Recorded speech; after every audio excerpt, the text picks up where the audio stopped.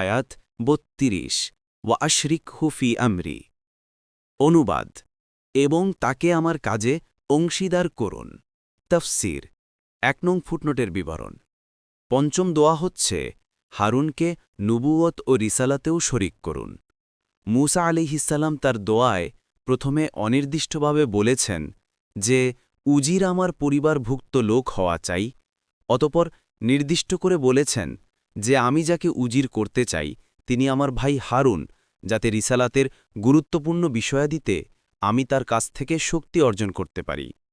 হারুন আলাইহিসসালাম মূসা আলাইহিসসালাম থেকে বয়োজ্যেষ্ঠ ছিলেন এবং মূসার পূর্বেই মারা যান।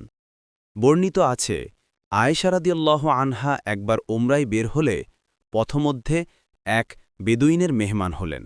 তিনি তখন দেখলেন তাদের একজন তার সাথীদের প্রশ্ন করছে, দুনিয়াতে কোন ভাই তার ভাইয়ের সবচেয়ে বড় উপকার করেছে? তারা বলল, জানি না।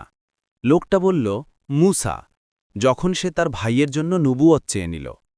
আয়েশা রাদিয়াল্লাহু আনহা বলেন, আমি বললাম, সত্য বলেছে, আর এজন্যই আল্লাহ তার প্রশংসায় বলেছেন, আর আল্লাহ কাছে তিনি মর্যাদাবান। সূরা আল আহজাব ৬৯ নং আয়াত।